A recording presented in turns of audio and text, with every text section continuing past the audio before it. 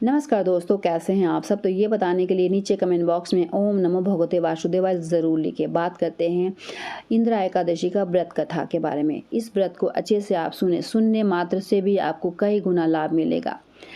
तो ये कथा मैं शुरू करती हूँ। धर्मराज युधिष्ठिर कहने लगे, हे भगवान, आश्विन कृष्ण एकादशी का क्या नाम है, इसकी विधि तथा फल क्या है, सो कृपा करके कहिए। भगवान श्री कृष्ण कहने लगे कि इस एकादशी का नाम इंदिरा एकादशी है। ये एकादशी पापों को नष्ट करने वाला तथा पितरों को अधोगति से मुक्ति देने वाली है।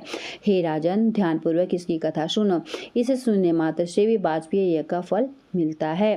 प्राचीन काल में सतयुग के समय एक महिष्मती नाम का एक नगरी में इंद्रसेन नाम का एक प्रतापी राजा धर्म पूर्वक अपनी प्रजा का पालन करते हुए शासन करता था। वह राजा पुत्र पौत्र और धन आदि से संपन्न था। विष्णु का परम भक्त था। एक दिन जब राजा सुखपूर्वक अपनी सभा में बैठा था तो उसे आकाश मार्ग से एक महर्षि नारद उतर कर उसकी सभा में आए। राजा ने जब उन्हें देखा तो उन्हें विधि पूर्वक आसन में बैठाया। सुख से बैठकर मुनि ने राजा से पूछा, हे राजन, आपके साथ तो अंकुशल पूर्वक तो है, आपकी बुद्धि धर्म और तुम्हारा मन विष्णु भक्ति में तो है। देवर्षि नारद की ऐसी बात सुनकर राजा ने कहा, हे महर्षि, आपकी कृपा से मेरे राज में सब कुछ कुशल है, किसी भी चीज की कोई कमी नहीं है। आप कृपया करके अपने आने का कारण बताएं। तब ऋषि कहने लगे, राजन, आप आश्चर्य से मुझे इस तरीके से ना देखो।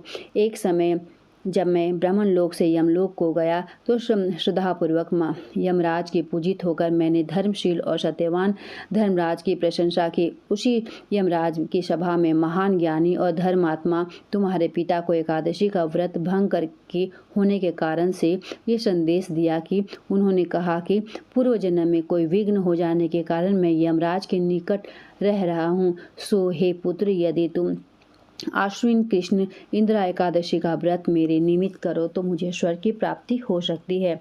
इतना सुनकर राजा कहने लगे कि हे महर्षि, आप इस व्रत की विधि विधान मुझे बता दीजिए, सो मैं इसे जरूर करूँगा। नारद की बात सुन वो सब कुछ पूछने लगे।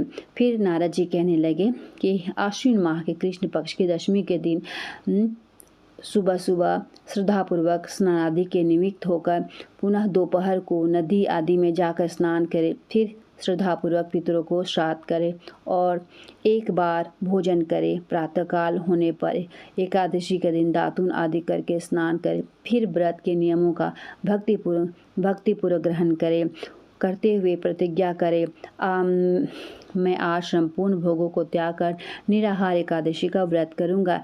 हे अच्युत, हे पुंडरीकाक्ष, मैं आपकी शरण में हूँ, आप मेरी रक्षा कीजिए। इस प्रकार नियम पूर्वक शालिग्राम की मूर्ति के आगे विधि पूर्वक श्राद्ध करके योग्य ब्राह्मणों को फलाहार भोजन कराएं और पितरों को दक्षिणा दे। पितरों को श्राद्ध से जो बच जाए उसे सूंघकर गौ को दान दे।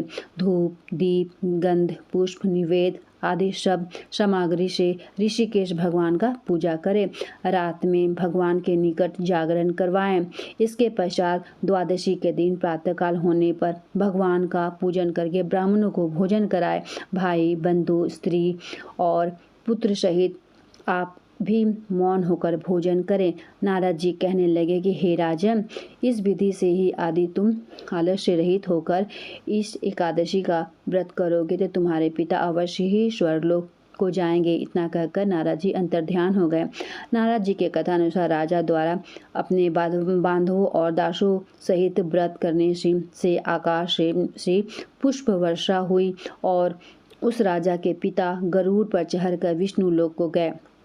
राजा इंद्रसेन भी एकादशी के व्रत के प्रभाव से निष्कंठ राज्य करके अंत में अपने पुत्र को सिंहासन पर बैठाकर स्वर्गलोक को गया।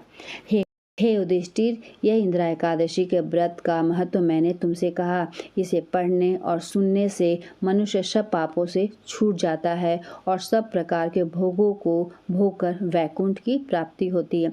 इस तरीके से इंदिरा एकादशी का व्रत कथा की समाप्ति होती है। ओम नमो भगवते वासुदेवाय।